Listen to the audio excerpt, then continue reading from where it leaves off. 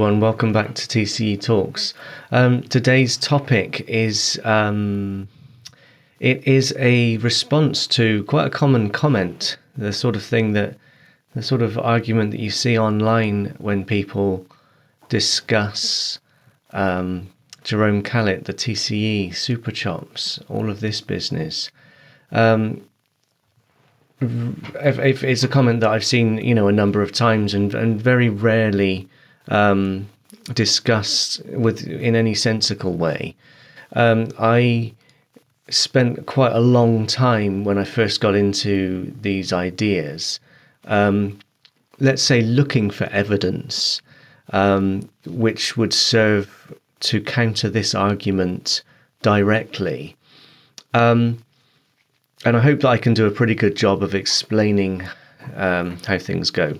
So the comment that set me off thinking about this recently, I'm not going to know word for word, but it was words to the effect of "no top player in the world uses this method."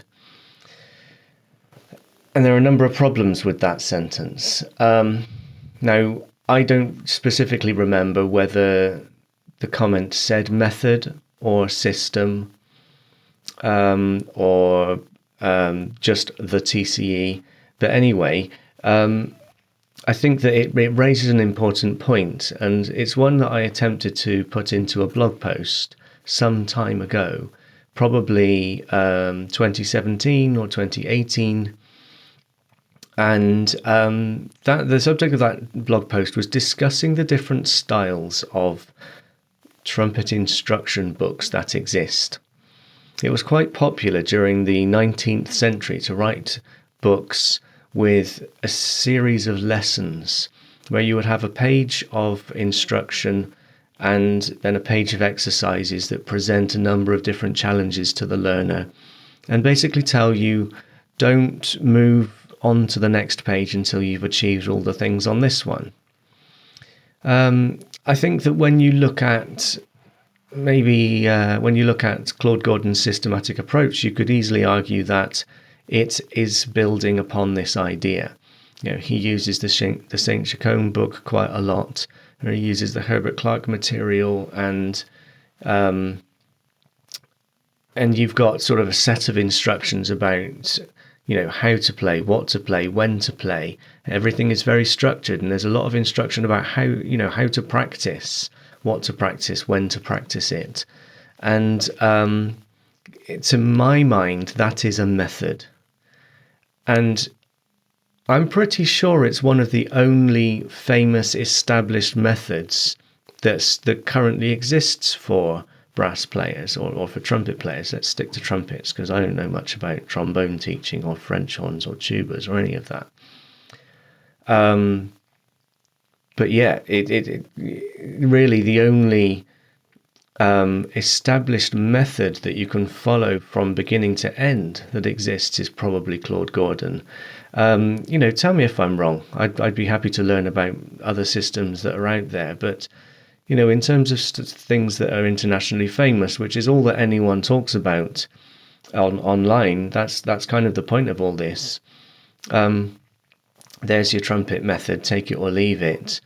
But other things that exist are little more than the accumulation of teachings from a great teacher or player of the past.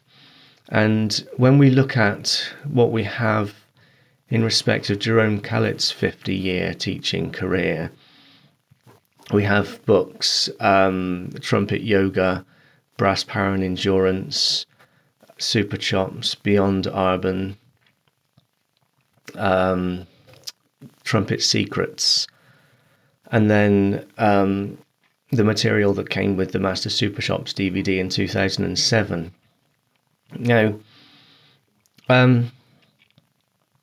what do these books represent? Well, what they give you is, I would say, a snapshot of Jerome Callet's ideas on the day that he wrote the book. Or maybe, a period of a couple months leading up to that. It almost seems, when you look at the way that the way that this work is presented to the world, that as time went on, it was almost like he was having new ideas faster and faster, because months would go by and, important concepts would be dismissed or let go of, or other things would come in and take their place. And, something I get asked a lot by people who are trying to learn about the TCE now, is in relation to what the tongue does in order to control pitch. And so some material, the written material from the Master Super Chops DVD specifically, says that you should grip the tongue wedge with the lips. And yet the later teaching says that you should push the tongue into the bottom lip. Now, when you push the tongue into the bottom lip, the effect is that the muscles, the orbicularis oris and all of this, it will tense in response, and the lips will grip back at the tongue. And so essentially you have this chicken and egg effect. Like, which one happens first? Is it the tongue that is gripping the lips, or the lips that's gripping the tongue? It doesn't really matter. It's all the same thing. And I think that certainly at this stage, sweating over these details isn't really helping anybody. What people need, I would argue, is a method, which may or may not exist. Well, here is where we have to bring Barb Civiletti into the picture, because Barb Civiletti in about 2004 wrote his TCE training manual, which is pretty close to the definition that I mentioned before of a trumpet method book, in that it outlines a set of progressive materials that you are supposed to practice in a specific way in order to attain a specific set of goals. However, many people say that Bob Civiletti has deviated from the path of Callet from that point, and that therefore that looked like I fell off my chair. I didn't at all.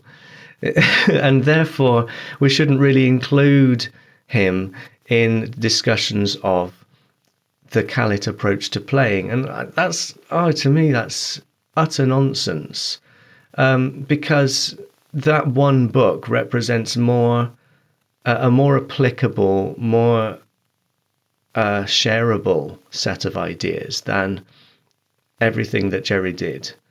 Or let's not say did, that's a very vague word, all of the written material that Jerry put out. Because what you get when you look at Trumpet Yoga, or you look at Super Chops, or even if you look at Trumpet Secrets, which is the best written of all the books, what you get is a set of ideas, maybe some criticisms and maybe some instruction, though not very much in the way of clear instruction. And then, for the most part, a bunch of unplayable exercises. Now, that's not to say that they're unplayable by anybody, but they are kind of unplayable by a beginner. And it's that's who more often than not, that's who we're addressing here is the lesser experienced players. And so these books are not helpful. And I think, if I recall correctly, I was once told that this difference of approach to teaching people is the primary cause for the parting of ways in terms of Bob Civiletti and Jerome Callet, because Jerry just didn't believe that it was necessary for there to be a beginner's guide to TCE. And let that just be what it is. Let's not talk about whether it's right or wrong, and it's all just opinion and all that anyway. So, okay, we're getting up to 10 minutes into this talk, and you know that I like to keep it around the 15-minute mark. But I've got quite a list of things to get through. So one of two things is going to happen. Either this is going to end up being spread over 2 weeks, or I'll make a longer video. Let's just see what happens. I'm gonna keep talking and see where we end up. So, what is it that we have when we are defining the TCE, when we're defining super chops or the Callet approach to playing, well, I think that what we're left with when we look at the body of work that exists is we have the properties of a system, or we have a set of complementary ideals that that when considered together, or when considered in historical context, or when practically applied by an instrumentalist who wishes to change some aspect of their approach to playing that instrument, would or should improve their playing. We could say that we have, Bob Civiletti's TCE training manual will teach you how to train your the muscles of your face and the tongue to work in a certain way, to which will or will not lead to what we call the tongue-controlled embouchure. But I like to think bigger picture for the simple reason that I've outlined before, and that reason is that this camp of people that love to throw around the term paralysis by analysis and argue against specific instruction about how to make sound come out of a brass instrument. Now, in my own practice for the last 10 years, and the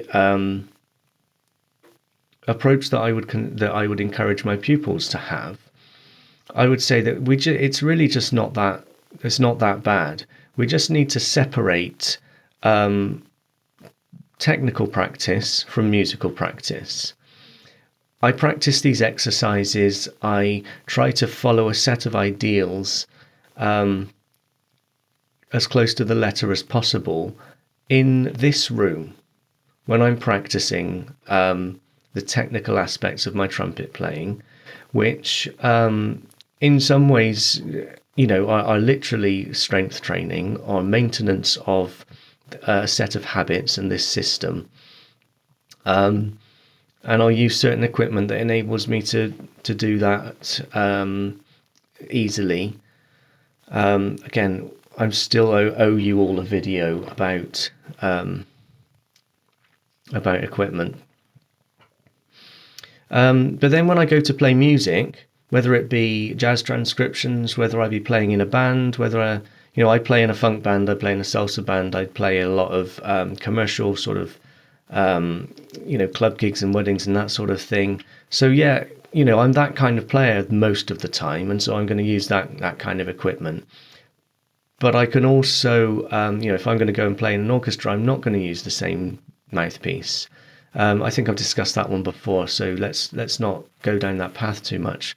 I don't want to take this off topic, but the point is that when I play music, the music is the most important thing, and I'm not really that fussed if, in order to create the sound I want, my technique is 95% TCE and not 100%. It's like one of those things when somebody will say to you, "Oh, how on earth do you flutter tongue if you've got an anchored tongue position?" It's like, well, just do it. Don't think about it. You know how to flutter tongue. It's like that. Yes, the tongue has to disconnect from the bottom lip, and so technically it's not TCE. But for one note in a piece of music, are we really going to go around saying that people are not a good example of this method? I don't know. Anyway, this has definitely brought me up to a time where I'm happy to end this video. I really haven't addressed the topic as to the point that I wanted to, and so you're going to get another one. I think actually what I'm going to do is release 2 videos within about 3 days of each other, rather than doing one a week, because I think that this is an important enough topic that it shouldn't be stretched over a month where people need to wait for the conclusion. Okay, speak to you soon. Thanks for watching.